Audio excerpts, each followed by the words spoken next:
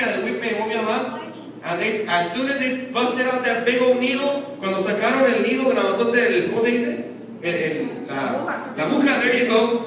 Man, I ran all the way to my house. I did. They were going to put the shot, they took it out, and they saw, ah! So, man, I hit the nurse. I literally pushed her back, and I started running to my house. My mom's like, Marco, párale, ya párate, stop! She's all screaming. All the nurses are all running after me. Están corriendo atrás de mí. They couldn't catch up to me. I ran all the way to my house. I did. Corrí todo hasta mi casa. They didn't catch me. So that's why I have a bunch of granos on my back. No, I'm just playing. I got a bunch of warts and a bunch of numbers.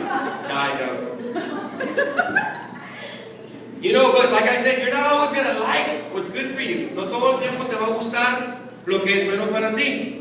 Amen. You know it's going to hurt. You don't want the shot, but you know that you gotta get it because it's good for you. Amen. Or school. How many of you guys like school? Raise your hand if you like school. Like 3 people, 4 people? Wow. Nerds. Nah, I'm just playing. Not everybody likes school. I know I didn't like school. I hated school.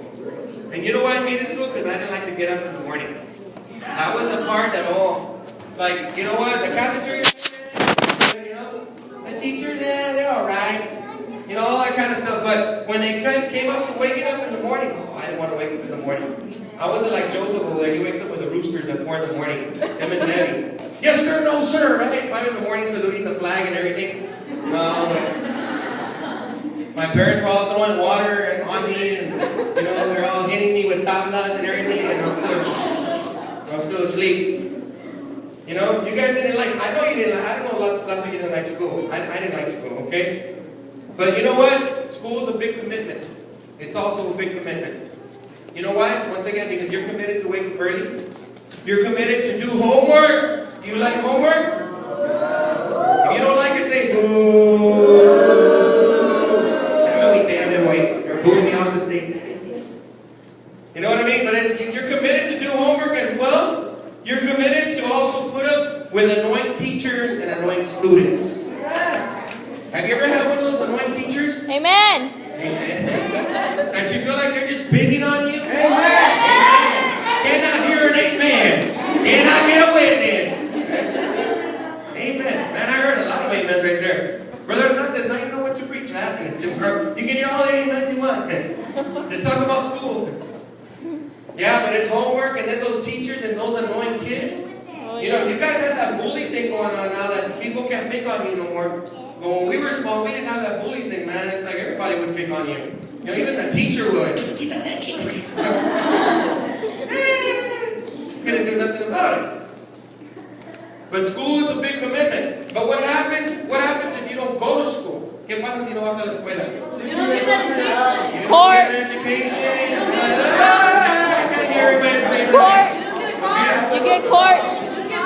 You get court. I can't hear all you guys here. You get court. You go to court? I didn't know that. That's a new one for me. What happened? Pastor John goes to our house. Who? Pastor John. Pastor Juan goes to your house? Yeah. He works for Orale. He makes you read the whole Bible, right? Pásale la Biblia ahora. Know what I'm saying? I mean, hey, that's just the way it is. You know, we don't like school, but we know that it's good for us. If not, you wouldn't have a good job. Did you know that you even have to have a GED nowadays to work as a trash man? Did you know that you have to have a GED for everything nowadays? You have to have that. You can't just go and apply at work and say, oh yeah, they're not gonna hire you.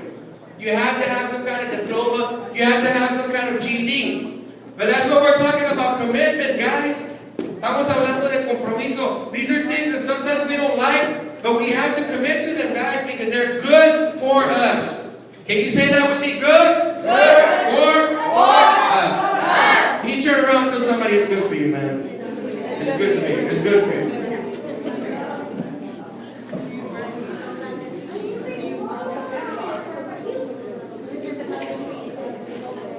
Okay, guys, I told you just to tell them it's good for you, not to make a conversation, okay? Like 10 minutes later, like, okay, guys, I think Okay? It's good for you, it really is. Es bueno para ti. It's good for you. There are compromisos that we need in life in order for us to get better at things. In order for us to get better jobs. In order for us to go to college, we need to make a compromise. Man, it looks like everybody's sleepy now, eh? Why don't we stand up and run a couple of laps and then we'll come back. Let me get to this part. I know you're going to like this part because I see a lot of people going through that stage right now where they're starting to get boyfriends and girlfriends.